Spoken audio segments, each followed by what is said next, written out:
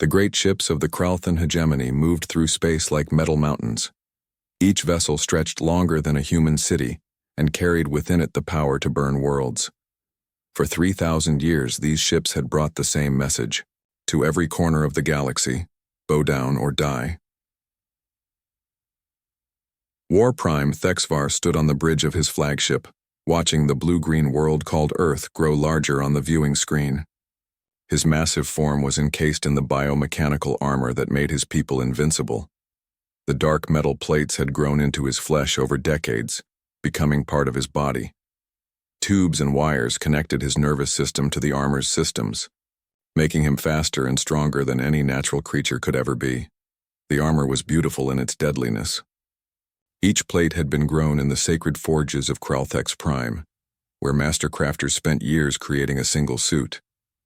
The biometal could repair itself, the energy shields could stop plasma fire, and the life support systems could keep a warrior alive in the vacuum of space.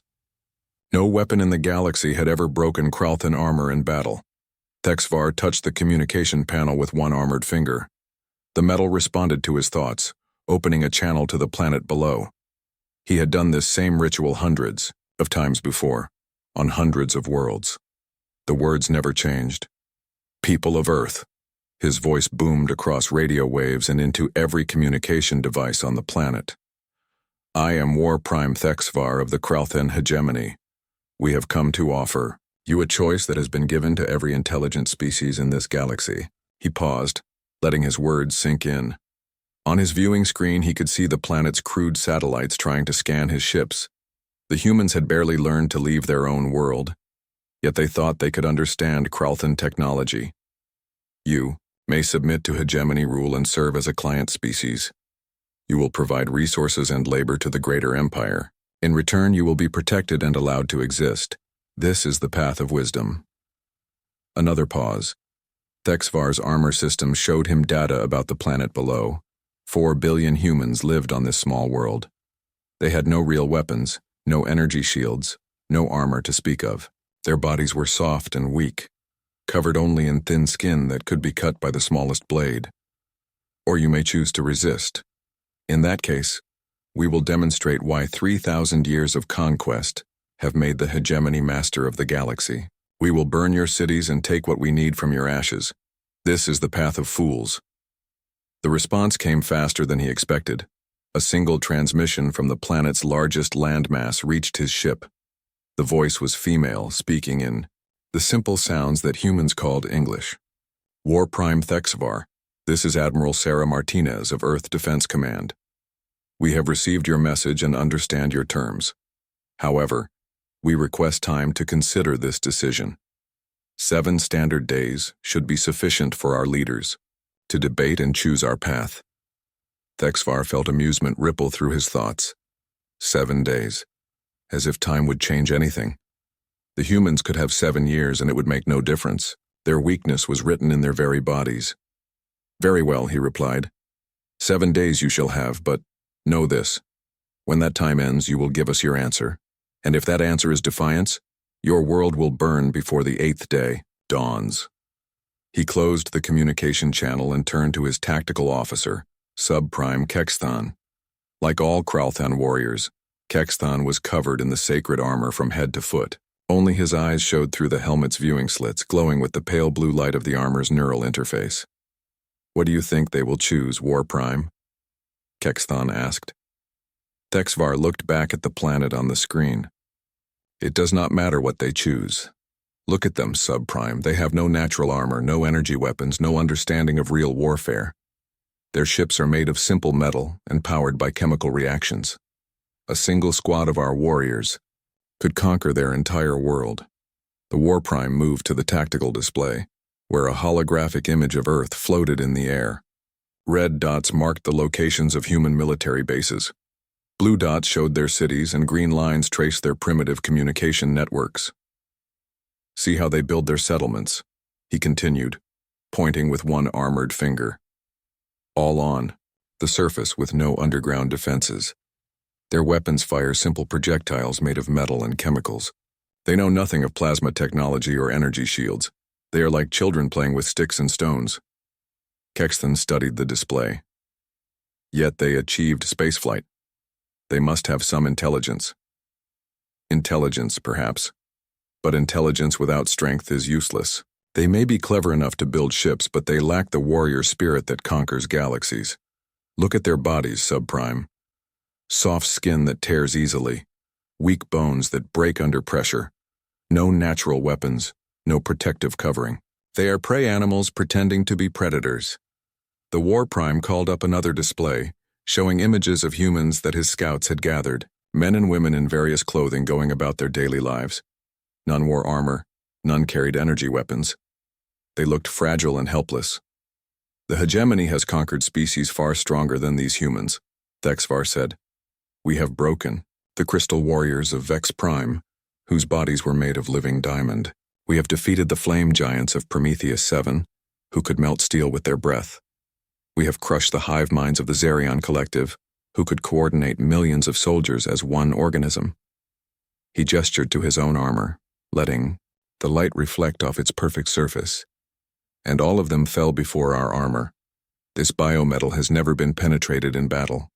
Our energy shields have never been broken. Our life support systems have never failed. We are the perfect warriors, created by 3 millennia of conquest and genetic improvement. Kexton nodded in agreement. The humans will submit. They must. Any species intelligent enough to reach space must be intelligent enough to recognize superior force. And if they do not, Thexvar added, they will provide good practice for our younger warriors. It has been nearly a century since we faced any real resistance. Our newest soldiers have only fought in training simulations. A brief campaign against these humans might sharpen their skills. The War Prime dismissed the displays and moved to the bridge's observation deck. Through the transparent aluminum windows, he could see the rest of his fleet spread out across space. 50 warships, each one capable of destroying a planet's entire military. 10,000 warriors in perfect armor, each one worth 100 ordinary soldiers. 7 days, he said to himself. Let them have their 7 days to pretend they have a choice. Let them hold their meetings and make their speeches. Let them examine their pitiful weapons and count their worthless soldiers. In the end, they will learn what every other species in this galaxy has learned. He touched his armor's communication system again, this time opening a channel to his fleet commanders. All ships, maintain position. Sensors on full sweep. The OR humans may try some desperate attack during their thinking time. Not that it would matter, but standing orders require vigilance. The responses came immediately from 50 different ships. Understood, War Prime. Sensors active. All systems ready. Awaiting your orders. Thexvar closed the channel and smiled beneath his helmet. The humans had 7 days to prepare for the inevitable. 7 days to see the truth that their soft bodies and primitive weapons could never stand against Kralthan armor. 7 days to realize that in a galaxy ruled by strength, the weak had only one choice. They could submit, or they could die. The neutral station of Cygnus Point floated in the empty space between star systems, a place where different species could meet without fear of attack. Built from asteroids and scrap metal, it had served as a diplomatic meeting ground for over 200 years. Today, it would host something that had never been seen before. Ambassador Veltar of the Zephyrian Council watched the viewing screens with growing unease. As one of the galaxy's elder species, the Zephyrians had survived by being very careful about when to fight and when to surrender. They had submitted to the Kralthan hegemony 50 years ago, after seeing what happened to those who resisted. This is madness, Veltar whispered to his aide. Why would the humans agree to this demonstration? They must know they cannot win. The aide, a younger Zephyrian with blue-scaled skin, shook his head. Perhaps they hope to show courage before they die. Some species prefer an honorable death to shameful surrender. On the other side of the observation deck, representatives from a dozen different alien species waited to watch the combat demonstration. The hegemony had invited them all to witness what would happen to any species that chose to resist. It was meant to be a lesson in the cost of defiance. War Prime Thexvar stood in the center of the station's main docking bay, which had been cleared and converted into an arena. His armor gleamed under the bright lights, every plate and joint, working in perfect harmony. The biometal responded to his thoughts, adjusting its configuration for optimal combat performance. Energy readings from his suit showed power levels that could operate for days without recharging. Across the arena, an airlock hissed open, and a single human figure stepped through. The assembled aliens leaned forward to get a better look at humanity's champion. Captain Sarah Chen appeared unremarkable by any military standard. She stood about average height for a human, with short black hair and dark eyes that showed no fear. Her clothing consisted of simple military fatigues in earth-tone colors, a basic tactical vest, and standard combat boots. She carried what appeared to be primitive projectile weapons and a small backpack filled with various equipment. The contrast could not have been more striking. Thexvar towered over the human, his armor making him appear twice her size. His weapon systems showed energy, signatures that could punch through steel. His defensive shields shimmered in the air around him, ready to deflect any attack. Sarah Chen looked up at the Kralthan warrior and nodded politely, as if they were meeting for a friendly competition rather than a fight to the death. Honored representatives, Thexvar's voice boomed through the station's speakers. You are about to witness why the hegemony has conquered every corner of this galaxy. This human represents the strongest warrior their species can produce. Watch how she fares against Kralthan armor. The arena's referee, a neutral artificial intelligence, announced the rules. Combat will continue until one participant surrenders or is unable to continue. Weapons are limited to those currently carried. Medical assistance will be provided to the survivor. Sarah Chen raised her hand. I have a question about the rules. The AI responded immediately. State your question, human participant. Are we fighting to prove whose weapons are strongest or whose warrior is strongest? Thexvar laughed, the sound echoing strangely through his armor's voice system. It matters not, soft skin. My armor makes me the strongest weapon and the strongest warrior. Your question changes nothing. Just wanted to be clear on the rules, Sarah replied. She pulled a standard assault rifle from her shoulder and checked. It's ammunition. The weapon looked like a toy compared to the energy cannons built into Thexvar's armor. The AI began the countdown. Combat begins in 5, 4, 3, 2, 1, begin. Sarah immediately opened fire with her rifle, sending a stream of metal bullets toward the Kralthan warrior. The projectiles struck Thexvar's armor and bounced off harmlessly, leaving no marks on the biometal surface. His energy shields flared briefly, then returned to normal. Thexvar made no move to attack. Instead, he stood still and let the human waste her ammunition. Is this the best your species can do? He called out. Your primitive projectiles cannot even scratch my armor. Sarah dropped the empty rifle and pulled out a plasma pistol, obviously taken from some other alien species. The energy bolt struck Thexvar's shields and dissipated into harmless light. She fired until the weapon's power cell was drained, then dropped it and reached for something else. The watching aliens murmured among themselves. The Zephyrian ambassador shook his head sadly. She is brave, but bravery cannot overcome such a difference in technology. For the next 10 minutes, Sarah Chen tried everything in her arsenal. Explosive grenades that barely scratched the armor's surface. Energy weapons that couldn't penetrate the shields. Chemical weapons that had no effect on the sealed life support system. She even tried climbing onto the Kralthan's back to find weak points in the armor joints, but the biometal had no weak points to exploit. Thexvar allowed all of this, turning slowly to let the observers see how completely ineffective the human's attacks were. His armor systems showed no damage, no stress, no sign that any of the weapons had posed even a minor threat. Finally, Sarah stood in the center of the arena, breathing hard and empty-handed. Her equipment lay scattered around her, all of it, spent and useless. Thexvar's armor showed the same perfect condition it had shown at the start of the demonstration. And now, Thexvar announced to the watching crowd, you see why resistance is futile. This human has exhausted every weapon in her arsenal, and my armor remains untouched. There is no force in this galaxy that can break the biometal of the hegemony. He raised one armored arm and energy began building in the weapon system mounted there. Let this human's death carry a message to every species watching. This is the fate of all who choose to resist the hegemony's rule. But Sarah Chen was not finished. Instead of running or begging for mercy, she reached into her backpack and pulled out a small device that looked like a medical injector. The aliens in the observation deck leaned forward, confused. What could such a simple tool accomplish against armor that had resisted every other weapon? "You're right about one thing," Sarah said, walking calmly toward the towering Kralthan warrior. "Your armor cannot be broken by any weapon we tried today." Thexvar held his fire, curious about what the human thought she could accomplish with such a primitive device. "Then you admit defeat? You acknowledge that human weakness cannot overcome Kralthan strength?" "I admit that we can't break your armor," Sarah replied. She was now standing directly in front of the warrior, close enough to touch the biometal plates. "But we don't need to break it." Before Thexvar could react, Sarah moved with surprising speed.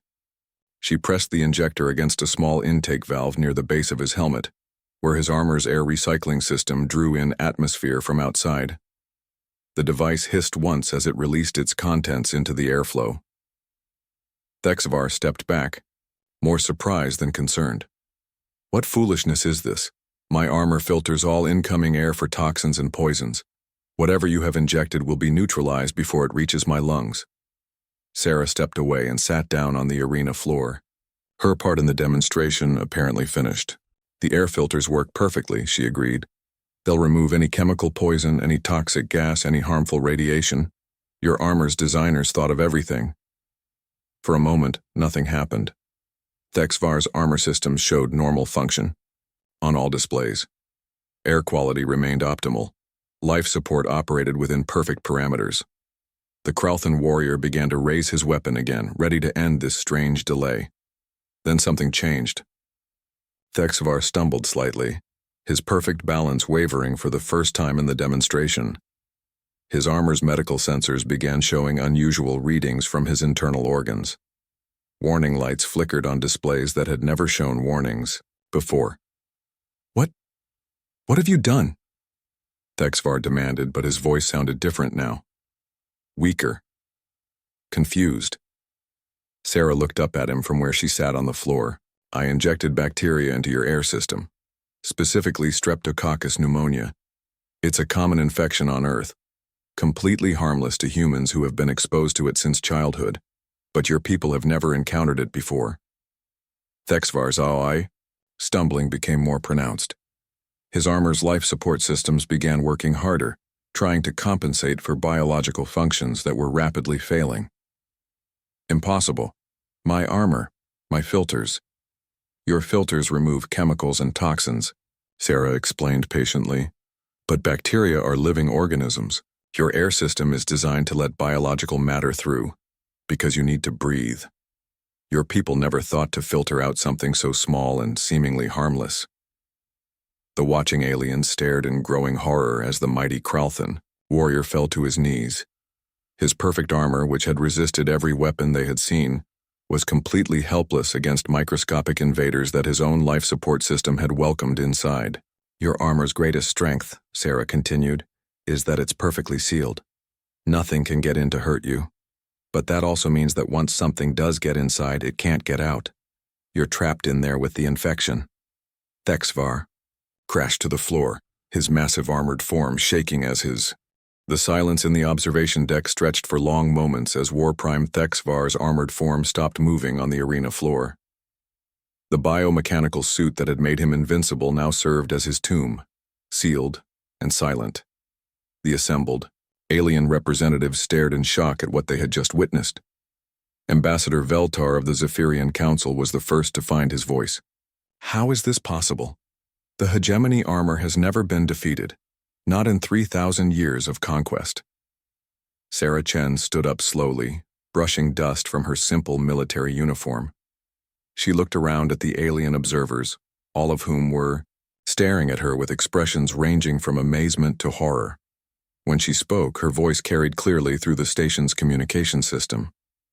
"The armor was never defeated," she said calmly. "We didn't break it, damage it, or find a way through it. As far as I can tell, it's still working perfectly. Life support is running, shields are active, and all systems show green on the status displays. She walked over to Thexavar's fallen form and tapped gently on the chest plate. The armor responded, with soft electronic beeps indicating that all systems remained operational. The problem isn't with the armor. The problem is with the warrior inside it.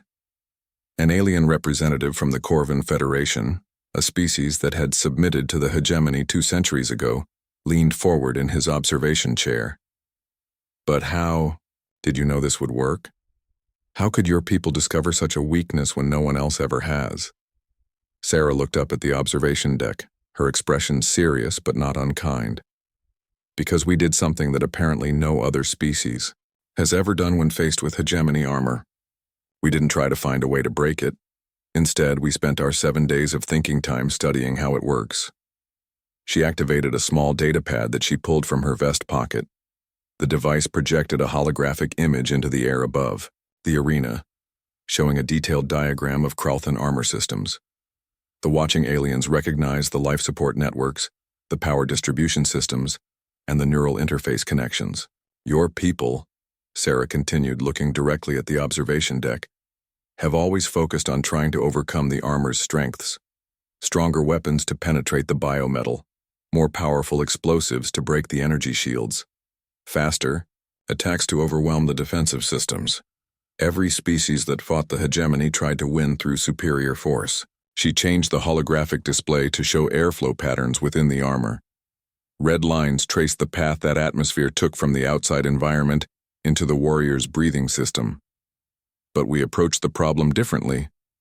We asked ourselves, what does the armor need to keep its wearer alive? The answer was simple: air, water, and food. The armor has to allow these things inside, or the warrior dies. The display zoomed in on the air filtration system, showing the complex networks of filters and purifiers that cleaned incoming atmosphere. The hegemony's engineers did brilliant work here. They can remove any known poison, any toxic gas, any harmful chemical. They can even filter out radiation and electromagnetic interference. But they never considered biological threats. Ambassador Veltar's aide, the young Zephyrian with blue scales, spoke up from the observation deck. But surely they tested for biological weapons? Every military considers such things. Sarah nodded. They did test for biological weapons as they understood them. Viruses engineered to kill quickly. Bacteria designed to produce deadly toxins. Parasites that could survive in hostile environments. All of those threats were anticipated and countered. She gestured to the motionless form of Thexvar. But they never considered something as simple as a common childhood illness from an unknown world. Streptococcus pneumonia isn't a weapon. It's just a normal part of life on Earth. Most humans are exposed to it as children and develop immunity. It causes mild respiratory infections that clear up with rest and basic medical care. The holographic display changed again, now showing the bacterial infection spreading through Kralthan respiratory tissue. For a Kralthan who has never been exposed to Earth bacteria, it's completely lethal. Their immune system has no idea how to fight it. Worse, the armor's medical systems don't recognize it as a threat, so they don't activate any countermeasures. The implications of what they were seeing began to sink in among the watching aliens. The Corvan representative spoke again, his voice quiet with growing understanding. You're saying that the hegemony's greatest strength has become their greatest weakness? In a way, yes, Sarah replied. The armor makes them invulnerable to external attacks, but it also isolates them from the biological diversity of the galaxy. Every world they conquer, they do it from inside their sealed suits. They never breathe alien air, never drink alien water, never eat alien food. Their immune systems have no experience with foreign biological agents. She walked to the edge of the arena, closer to the observation deck. We humans are different. We've always been travelers and explorers, even on our own world. We've been exposed to thousands of different bacteria, viruses, and parasites over millions of years of evolution. Our immune systems are incredibly adaptable because they've had to be. The alien representatives exchanged worried glances. If the humans were right, then the entire foundation of hegemony power was built on a false assumption.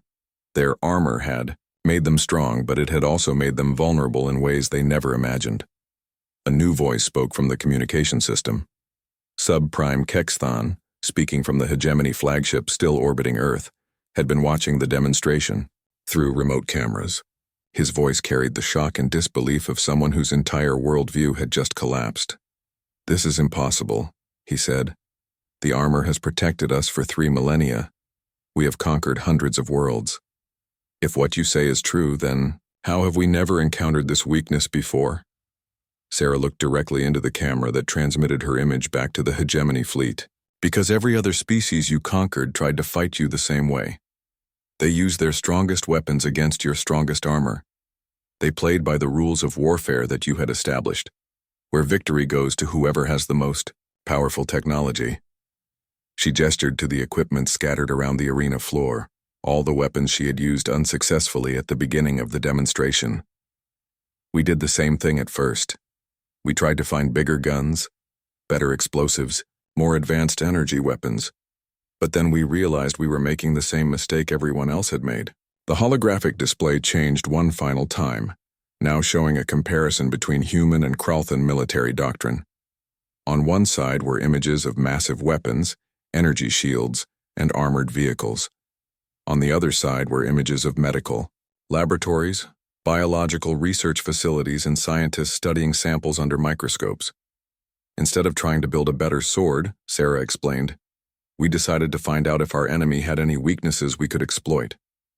We spent 6 of our 7 days mapping Kralthan biology, studying your armor systems and looking for any gap in your defenses that didn't require us to overpower your technology." The revelation was complete, but its implications were still sinking in. The assembled alien representatives began to murmur among themselves, their conversations growing louder as they realized what this meant for the balance of power in the galaxy. The hegemony, which had seemed invincible for 3,000 years, had been defeated not by superior strength but by superior thinking. Their armor, which had protected them from every weapon in the galaxy, could not protect them from invisible enemies that their own life support systems would carry inside. Subprime Kexthon's voice came through the communication system again, but now it carried a note of desperation. "1 warrior," he said. "You have killed 1 warrior with trickery and poison. But we have 10,000 more, and they will not fall to the same trap twice." Sarah looked up at the camera with an expression that mixed sympathy with determination. "Subprime, you still don't understand. This wasn't a trick that only works once. This was a demonstration of how we think about problems." She picked up her datapad and began entering commands. "While you were watching this demonstration, my people were analyzing atmospheric samples from your ship's ventilation systems. We've identified 17 different bacterial strains from Earth that would be lethal to your people. We've also found 12 from other worlds you've conquered, organisms that your immune systems have never encountered because your armor kept you safe from them." The datapad projected a new image, showing the locations of human settlements throughout known space. Many were on worlds that the hegemony had conquered, where humans had been allowed to establish small colonies as subjects of the empire. "Kaikura, armor protects you from weapons," Sarah said quietly, "but it can't protect you from ideas, and the idea that vulnerability can become strength is about to spread to every species in this galaxy." In the observation deck, Ambassador Veltar turned to his aide with the expression of dawning realization. "Send a message to the Zephyrian Council immediately," he whispered. "Tell them that the age of the hegemony may be ending, and tell them to prepare for whatever comes next." The hegemony's response was swift and brutal. Within hours of Warprime Thexavar's death on Cygnus Station, Subprime Kexthon ordered the full invasion fleet to advance on human space. 50 warships carrying 10,000 warriors in sealed armor moved toward Earth and the scattered human colonies. The message was clear: no trickery would save humanity from the hegemony's wrath. "They killed our Warprime with poison and treachery," Kexthon announced to his fleet commanders. "We will show them that such cowardly tactics mean nothing against the full might of our forces. Burn their worlds and leave no survivors to spread their lies about our weakness." The invasion fleet spread out across human space in a coordinated attack pattern that had conquered hundreds of worlds before. The lead elements reached the outer human colonies first, expecting to find desperate defenders firing futile weapons at their invincible armor. Instead, they found empty space. Captain Vorthek commanded the assault ship that approached the mining colony on Kepler 442b. His sensors showed human settlements on the planet's surface, power signatures indicating active facilities, and communication, signals suggesting normal operations. But when his ships entered orbit, they found no defensive fleet waiting for them. "Where are their warships?" Vorthek asked his tactical officer. Intelligence reports indicated they had at least a dozen vessels defending this system. Before anyone could answer, the tactical officer's console began showing contacts. Human ships were appearing throughout the system, but they weren't moving to attack. They drifted without power, their hulls dark and cold. Some showed signs of battle damage, while others appeared to have been simply abandoned. "Sir," the tactical officer reported, "I'm reading life signs on several of those vessels. Weak signals, but definitely human biosignatures." Vorthek smiled beneath his helmet. "Survivors hiding in the dark, hoping we won't find them. Board the nearest vessel and bring me prisoners for interrogation. We'll learn what happened to their fleet and their defenses." A squad of 10 Kralthan warriors took a boarding shuttle to the closest human ship, a cargo vessel that showed minimal power and no weapons signatures. Their armor systems registered normal atmosphere and gravity as they cut through the outer hull. Everything appeared routine. Squad leader Nex Al was the first to step inside the human ship. His armor's sensors immediately began analyzing the air composition, checking for toxins or dangerous gases. Everything read normal. The atmosphere was breathable, the temperature comfortable, and the radiation levels well within safe parameters. "Advance carefully," he ordered his squad. "The humans may have set traps or hidden weapons aboard this vessel." The Kralthan warriors moved through the ship's corridors with practiced efficiency. Their armor made them too large for most of the doorways, so they cut new openings as needed. Their sensors showed 3 human life signs in what appeared to be the ship's medical bay. They found the humans huddled in a small room, apparently injured survivors from whatever battle had damaged their fleet. 2 men and 1 woman, all wearing simple spacesuits and breathing from portable oxygen tanks. They looked up in terror as the armored Kralthan warriors burst into their hiding place. "Please," one of the humans begged. "We're not soldiers.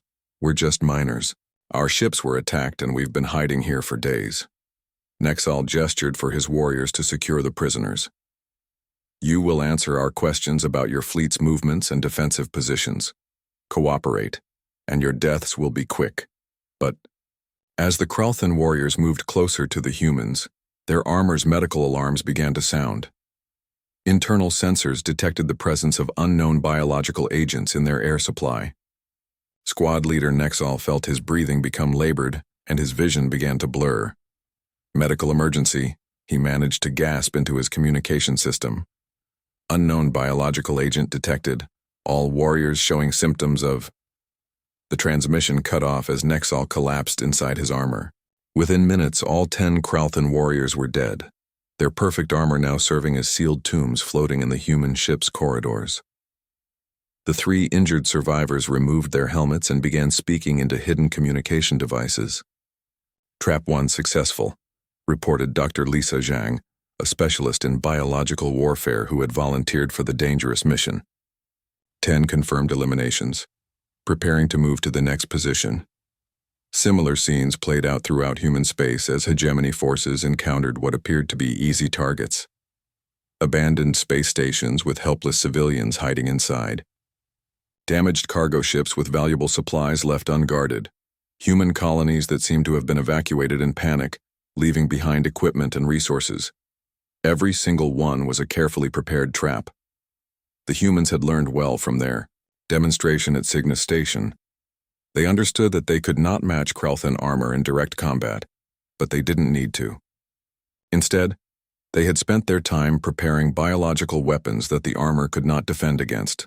Some traps used airborne bacteria, released through the ventilation systems of seemingly abandoned facilities. Others employed contaminated food and water supplies that desperate Kralthan warriors consumed after their long journey through space. The most sophisticated traps used microscopic organisms that could survive on surfaces for weeks, waiting for armored hands to touch contaminated equipment.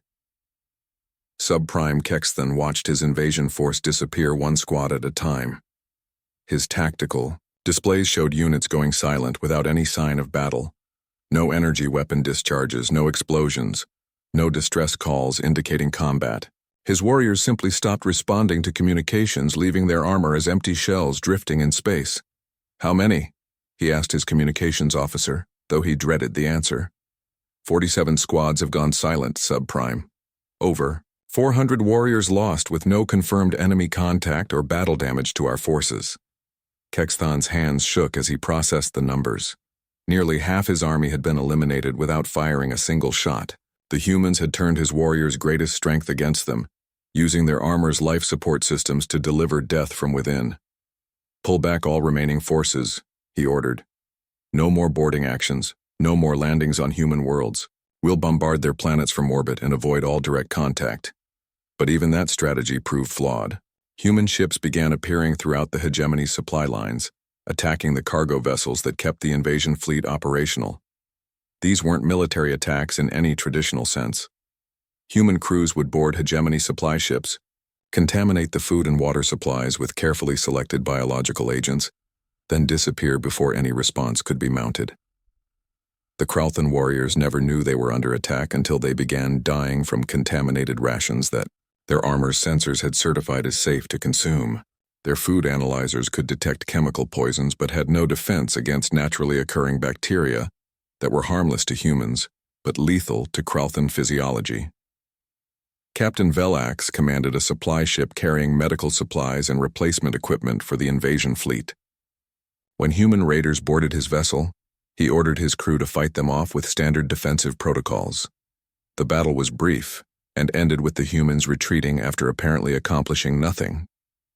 "Damage report," Velax demanded, as his warriors secured the ship. "Minimal, Captain," his chief engineer replied. "They penetrated the cargo bay and appeared to be examining our medical supplies, but they didn't steal anything significant. A few containers were opened, but the contents appear untouched." 3 days later, Velax's entire crew was dead. The humans had introduced a genetically modified strain of E. coli bacteria into the ship's water recycling system. The armor's filters removed chemical contaminants but allowed the biological agents to pass through, treating them as harmless organic matter. The pattern repeated throughout the hegemony's supply network. Human raiders would strike quickly, introduce biological agents into food, water, or air systems, then vanish. Kralthan crews would die days or weeks later, often without ever realizing they had been attacked. Worse still, the contaminated supplies were sometimes distributed to other ships before the effects became apparent. A single successful human raid could eliminate multiple Kralthan vessels as the biological weapons spread through the supply chain. Subprime Kexthan found himself commanding a ghost fleet. His ship still functioned, their weapons still worked, and their armor remained impenetrable. But his warriors were dying faster than they could be replaced, killed by enemies so small they couldn't be seen, and so alien that Kralthan medicine had no defense against them.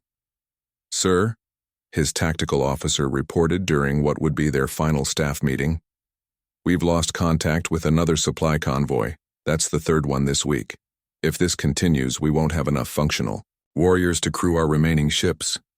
Kexthan stared at the tactical display showing the positions of his diminished fleet. Red indicators marked ships that had gone silent. Yellow showed vessels with reduced crews, and green indicated ships that were still fully operational. There was far too much red and yellow on the display. "The humans aren't fighting us," he said quietly, speaking as much to himself as to his officers. "They're hunting us, like some kind of plague."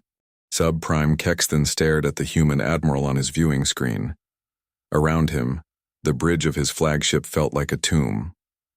Most of his crew stations were empty now, their operators dead from biological agents that his armor could not stop. Of the 10,000 warriors who had begun the invasion, fewer than 2,000 remained alive. "Admiral Martinez," he said, his voice hollow inside his helmet. "You offer surrender terms to the Kralthan hegemony? We who have conquered this galaxy for 3 millennia Sarah Martinez looked back at him with neither triumph nor hatred, only a kind of professional sadness. Subprime, I'm offering you the same choice you gave us. Submit and live or resist and die. The difference is that we actually mean it when we say live. Behind her, Kexthon could see the bridge of a human warship. It looked primitive compared to hegemony technology, with simple displays and basic equipment. The humans manning the stations wore no armor, carried no energy weapons, and showed no sign of the advanced military technology that had dominated the galaxy for so long. You have perhaps 200 functional ships remaining, Sarah continued. We estimate your effective fighting force at under 2,000 warriors. My intelligence report suggests that you're running low on both food and medical supplies, and your supply lines have been completely disrupted. Kexthon wanted to deny her assessment, but the numbers were accurate. His fleet was dying by degrees, not from enemy fire but from invisible killers that turned their life support systems into weapons against them. What terms do you offer? He asked, though the words felt like poison in his throat. Complete withdrawal from human space and all worlds we claim as ours. Immediate cessation of hostilities against Earth and her colonies. In return, we'll provide you with medical treatment for your surviving personnel and safe passage back to hegemony territory. The subprime's tactical officer, one of the few crew members still alive on the bridge, leaned forward in his chair. Sir, we should contact the High Command on Kralthex Prime. Perhaps the home fleet can send reinforcements. Sarah Martinez must have heard the whispered comment, because she spoke again before Kexthon could respond. Subprime. I should mention that we've been in contact with several other species throughout the galaxy. The Zephyrian Council, the Corvin Federation, the Centauri Alliance, and others. They're all very interested in learning about our methods for dealing with Kralthan armor. The implications hit Kexthon like a physical blow. If humans shared their biological weapons with other species, the hegemony would face the same kind of invisible warfare on every front.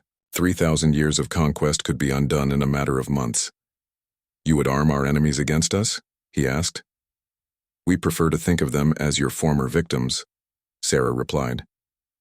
And yes, we've already begun sharing our research with species that want to defend themselves against future hegemony expansion. It turns out that many worlds have biological agents that would be lethal to your people. They just never thought to use them as weapons before. Kexthon closed his eyes, behind his helmet's faceplate.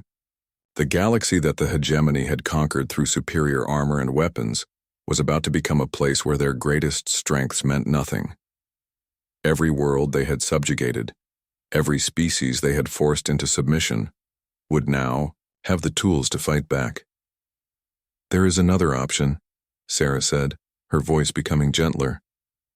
One that doesn't involve continued warfare or the spread of biological weapons throughout the galaxy. Despite himself, Kexthon found himself leaning forward. What option? Complete disarmament and integration into the galactic community as equals rather than conquerors. Remove your armor, share your technology for peaceful purposes, and join a council of species working together instead of one species ruling over all others. The silence on the hegemony bridge was absolute. The idea of Kralthan warriors without their armor was unthinkable. The biomechanical suits had been part of their culture for thousands of years, the foundation of their identity as the galaxy's dominant military force. You ask us to make ourselves vulnerable, Kexthon said finally. We ask you to make yourselves human, Sarah replied. To live as biological beings instead of as machines of war. To experience the galaxy as it really is, not as something to be conquered and controlled. She gestured to something off-screen, and the camera view expanded to show other humans working on the bridge around her. None of them wore armor or carried weapons. They looked fragile and defenseless by Kralthan standards, yet they had defeated the galaxy's most powerful military force. You've spent 3 millennia hiding inside your armor, Sarah continued, protected from every threat, isolated from every other form of life in the galaxy. You've become so focused on being invulnerable that you forgot how to adapt when your invulnerability was compromised. Kexthon thought about the homeworlds of the hegemony, where Kralthan civilians still lived, in the open air without armor, Those populations had been exposed to various biological agents over the centuries and had developed some resistance to foreign pathogens. It was only the military caste, sealed inside their perfect armor, who had become completely vulnerable to biological warfare. "Our strength has become our weakness," he said, speaking the words that he had not wanted to acknowledge. "Your strength was never the armor," Sarah said. "Your strength was your ability to build it, to organize your society, to coordinate complex military operations across interstellar distances. The armor was just a tool, but you started thinking of it as the source of your power instead of a product of your intelligence." The subprime looked around his mostly empty bridge. The few remaining crew members were watching him, waiting for his decision. They trusted him to choose wisely, just as he had once trusted in the invincibility of their armor. "If we agree to your terms," he said slowly, "what guarantee do we have that humanity won't use its biological weapons against us anyway? What stops you from becoming the new conquerors of the galaxy?" Sarah Martinez smiled for the first time during their conversation. "Subprime, we can't even conquer the common cold on our own world. We're not interested in ruling the galaxy. We just want to be left alone to explore it."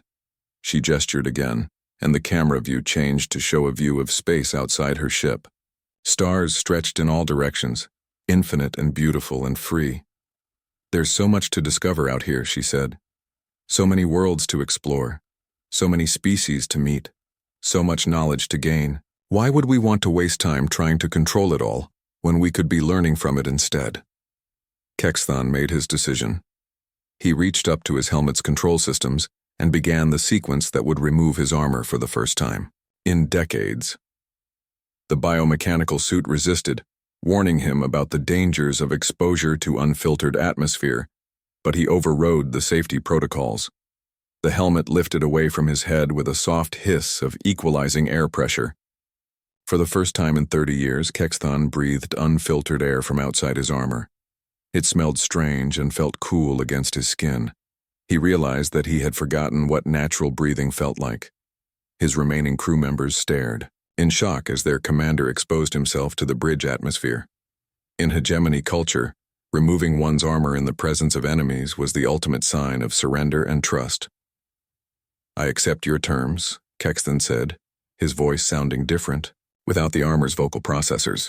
"The hegemony fleet will withdraw from human space. We will return to our home worlds and consider your proposal for disarmament." Sarah Martinez nodded respectfully. "Thank you, Subprime. We'll have medical teams standing by to treat your personnel for any biological exposure they may have experienced, and we'll be happy to discuss peaceful technology exchanges once your people have had time to adjust to the new situation." As the transmission ended, Kexthon continued removing pieces of his armor. Each component that fell away made him feel more vulnerable but also somehow more alive. The bridge air was cool against his skin, and he could smell scents that his armor's filtered systems had never allowed him to experience. His tactical officer watched in amazement as the subprime became just another biological being instead of an armored god of war. "Sir, what happens now?" Kexthon looked at the stars visible through the bridge's observation ports. For the first time in his adult life, he was seeing them with his own eyes instead of through armor sensors. "Now we learn," he said quietly.